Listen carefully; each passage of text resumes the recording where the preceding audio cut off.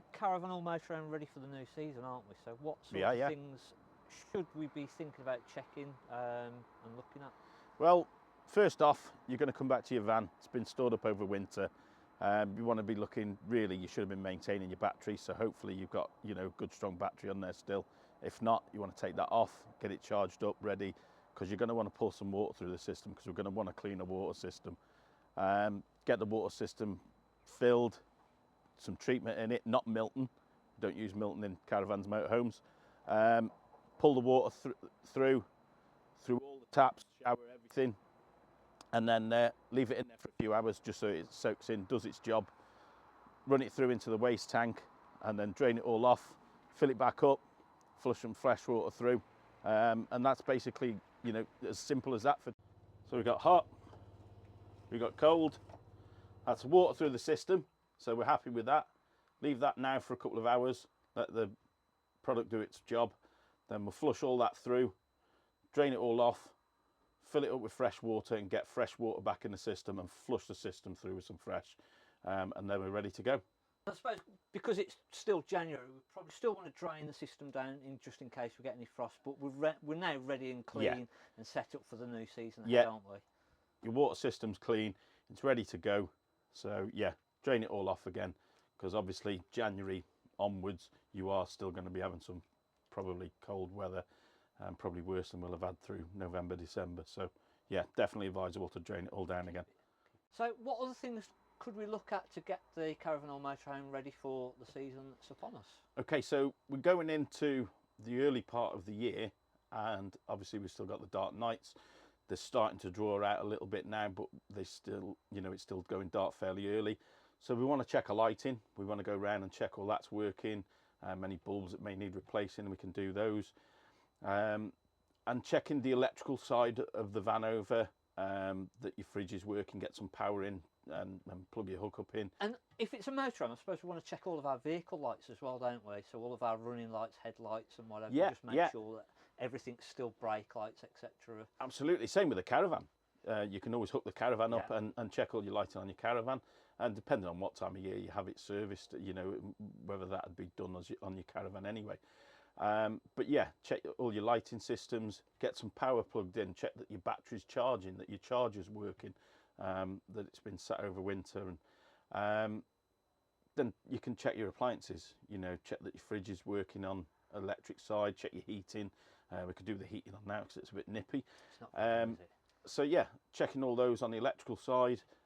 With the fridge, if we put that on to 230 volt, how long would that roughly take for that to cool down fully at this time of year, being a little bit colder?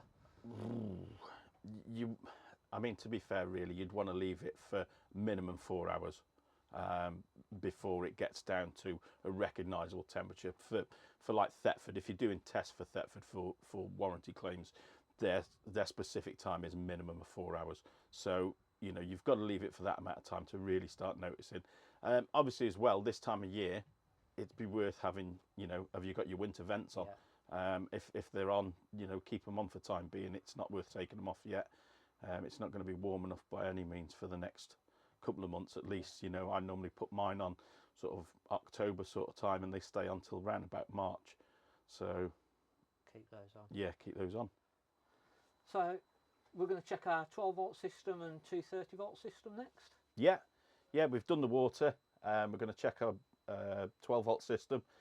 So obviously you don't need any hookup for that, so it's something you can do in your storage yard or on your drive without being plugged into your electric. It's it's simple enough to do.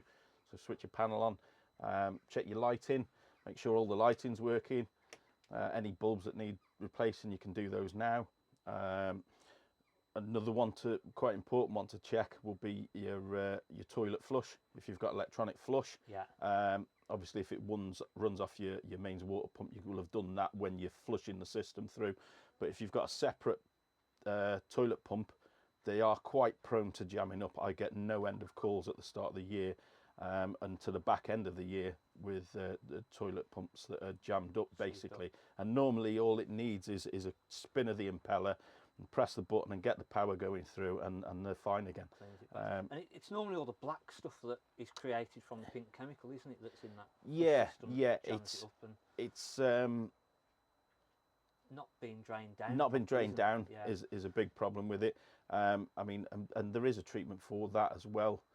You know, you can flush that system through with a, you know, I think 10-to-1 mix of bleach and water, and that will flush that through. You are literally just running it through the system. You know, you're not pumping it through your water system or anything like that. And that will only work on a separate separate tank than having off your mains water.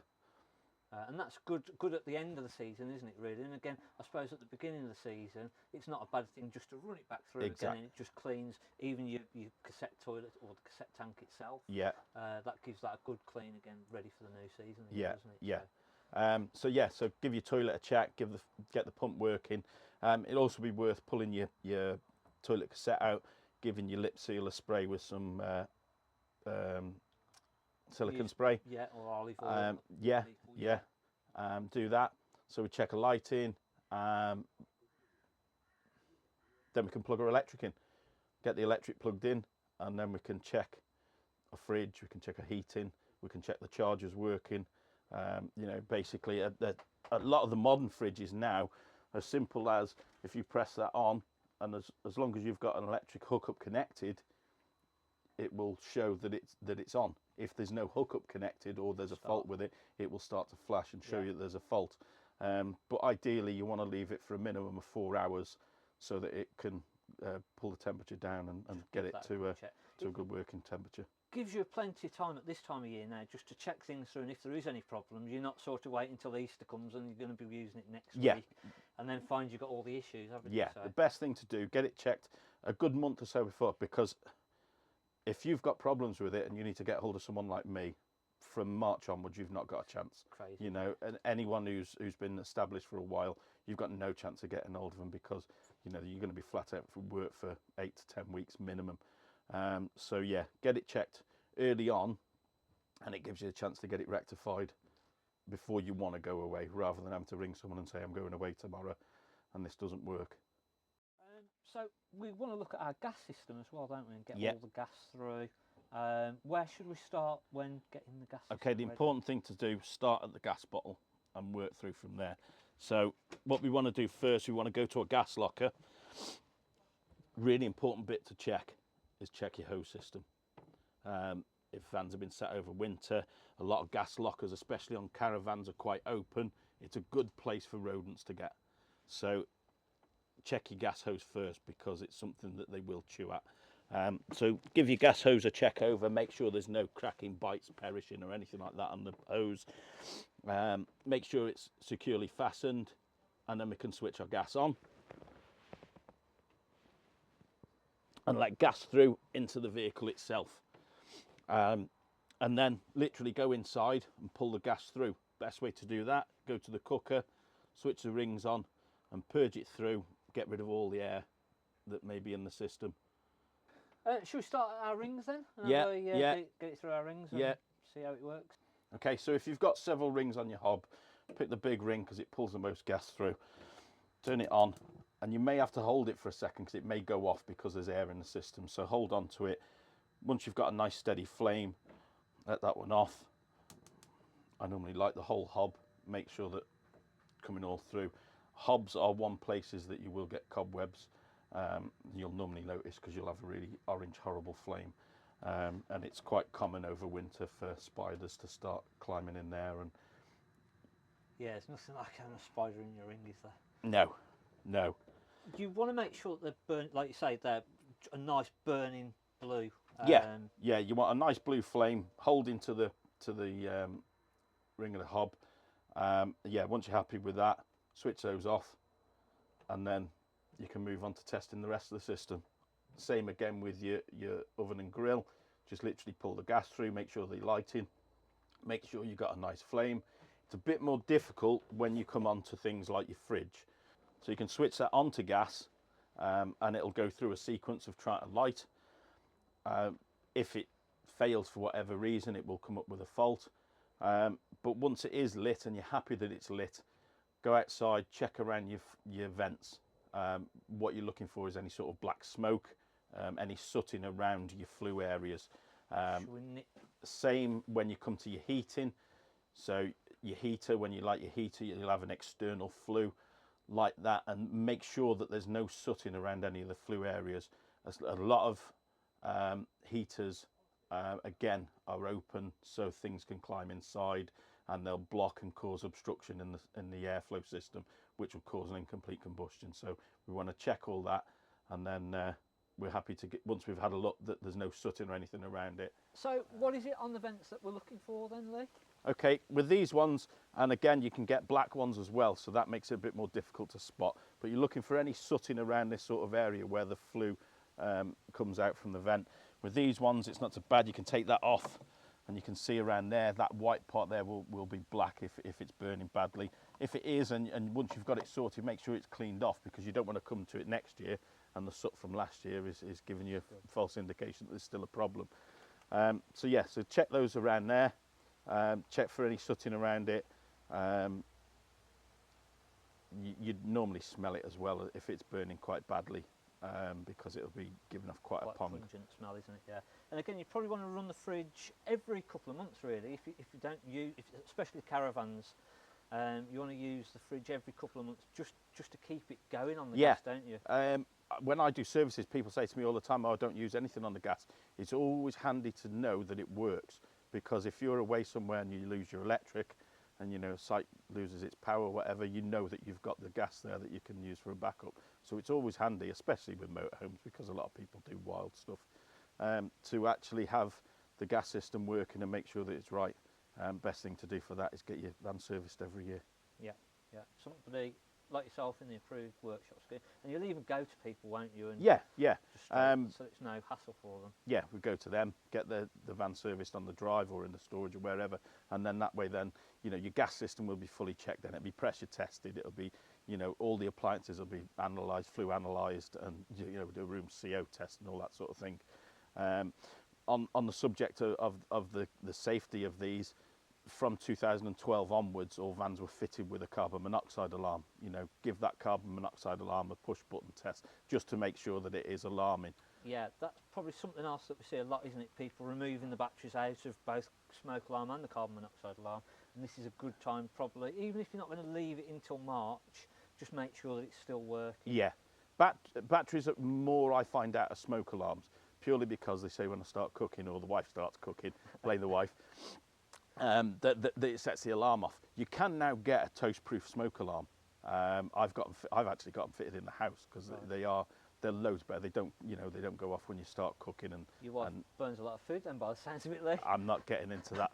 She doesn't cook. No, she does now. But yeah, so again, you know, if that is a problem for you, you know, it's easier to replace a smoke alarm and have it possibly save your life one day than take a battery out because you've got that pain in the backside bleep. So we've got the boiler vent, and that's exactly the same as what we were just saying with the fridge. Yeah, same thing there. You check around it for any sooting. The good thing with this as well, because the flue's at the side, once that's running on gas, you put your hand just, you know, anywhere around it, you'll feel the heat coming off it, so you'll know that it's lit, know it's working. Checking again for any sooting around it. If there is, switch it off, get it looked at. Simple as that, really. Yeah, super. So is it worth giving our vehicle a bit of a test drive before we start the new season as well? Yeah, take it out and give it a spin around, make sure that everything's working on that. You know, spend all that time checking everything inside, and then get a mile down the road and something falls off it. So yeah, definitely worth taking it out and giving it a test run. Good for the engine, good for the battery as well. So yeah, charge, especially on the motorhome. Yeah. I suppose we want to check all of our lights before we travel with the caravan and the motorhome. Yeah, check all your lighting systems on the outside. Don't forget your number plate lights and things like that, hazards, all that lot. You know, it's definitely worth going around checking them all. Something you should normally do before your journey anyway. But yeah, it's definitely worth doing it. And again, with our wheels and what have you, is there anything that we should be checking there? Yeah, go around and check your wheels, check your wheel pressures, check your tyre pressures, get your make sure you know that they're running as they should be. Just jumping in there, sorry, with your tyre pressures, how do I know what the tyre pressures are going to be on my caravan or the motorhome? On a caravan, it tends to be on a plate down by the side of the door. They do get rubbed off from time to time with aids and things like that. but sometimes you can find them in your manufacturer's handbook. But there is a website you can go on, and if you put in the size of your tyres, it'll tell you what actually your recommended pressure will be for that size of tyre. I think that's tyre safe. Tyre safe or something like that. Yeah. I think you need your MTPLM. Yeah. MTPLM. I'll get my words out now. Your maximum, which is your maximum weight. Yeah. How many axles that you've got, and then your tyre size, don't you? And that will then give you what pressure that they should be. Have the tyres got a date on there? There is a mark date from 2000 onwards. There was a date stamp on the mouldings. A lot of the time you will find it, especially on the newer stuff, on the outside of the tyre. But don't be too worried about it, because a lot of time on the older stuff it does tend to be on the inside of the tyre. So yeah, it's if you can't see it quite easily on the outside, then yeah, it's going to be on the inside. So the date, between 5 and 7 years? Between 5 and 7 years. Recommendation for a caravan service when we do it, we normally sort of advising at 5 years, sort of to a maximum of 7, and then at 7 years you really want to be changing them. And again, we want to be looking for any cracks or anything. Even if the tyres are in date, we still want to be looking for cracks, don't we? Yeah, same as like with your gas hoses. You know, you want to be looking for cracks, cuts, bulges, anything that's, you know, a defect. Check your tread depths. But the chances are you're not going to, especially on a caravan, it's not going to be worn out. It's going to be more a case of, you know, its age that it's going to need changing. But yeah, give your tread depths a check. So we've checked our lights, we've checked our tyres, our pressures. Is there anything else that we should be thinking about? Handbrakes. Right. Handbrakes is a good one, especially if you're going to be leaving for a considerable amount of time over winter. You know, don't really want to be leaving the handbrake on, because they tend to bind on. And then when you come to move them, you know, especially with a caravan, it can rip the linings off and cause you an expensive repair. If I have left my handbrake on, is there anything that I should do to possibly stop that damage? Or? Roll it backwards, give it a roll backwards just to try and release it. That normally does the trick. You know, don't force it too much, you know, because they are. Super. I think that pretty much covers all of getting ready for the new season, doesn't it, really? So, pretty much, yeah.